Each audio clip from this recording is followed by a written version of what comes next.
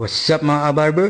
Ako ang inyong lingkod, Barber J, the street barber. Ito pala ang aking asawa na napakaganda at sasamahan niya akong maglibot at kung saan-saan pa.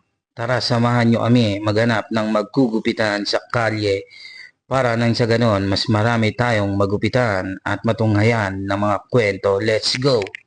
Tara, samahan niyo kami maglibot at naway suportahan niyo ang aking ginagawa sa paggugupit sa kalye at pupunta pala tayo sa Jollibee para ipamimigay sa ating magugupitan. Ayan ang aming order at nag-aantay tayo ng ating order para nang sa ganon makagupit na tayo. At ayan, natapos na namin mag-order at dito tayo mag-iikot sa Baan ng Luzon.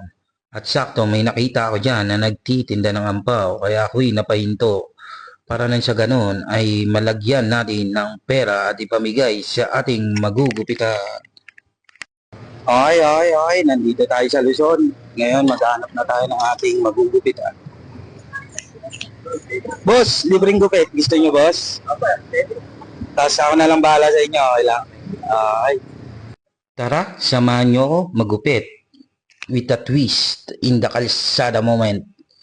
Ayan si tatay, ang aking kauna-unahang gugupitan dito sa Luzon. Ayan, medyo may saklay na pala siya guys kasi yung paa niya medyo pilay. Tsaka medyo may sakit daw siya sa puso. Diyan pala sila natutulog sa kabaan ng tricyclean. Kaya kung mapapadaan kayo dito, sana medyo matulungan si tatay. Kasi apo niya na lang kasama niya dahil wala na ang kanyang mga anak. Hindi niya na mai-contact dahil matanda na rin siya at wala siyang cellphone. Huwag kayong mag-alala dahil bibigyan natin si tatay ng ekstrang pera pagkatapos ng gupit. Para nang sa ganun ay meron din siyang pandagdag panggastos. Maliit na bagay pa lang dahil yun pa lang ang kaya ng aking budget. Kaya sana suportahan niyo ako sa aking ginagawa. Nang sa ganun mas marami tayong matulungan at puro grocery na sa susunod ang ating ibibigay. Naway tulungan niyo ako sa aking adikain at advokasya sa larangan ng paggugupit.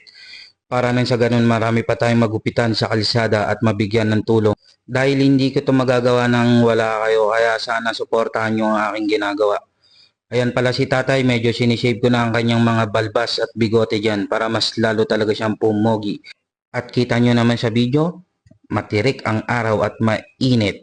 Pero hindi natin inaalintana para nang sa ganun mas lalong pumogi si tatay. Ayan, konting pulido na lang dyan ng shaver sa kanyang balbas at bigote dahil patapos na si tatay sa kanyang gupit. Ayan, nagpapagpag na tayo para hindi mangati si tatay.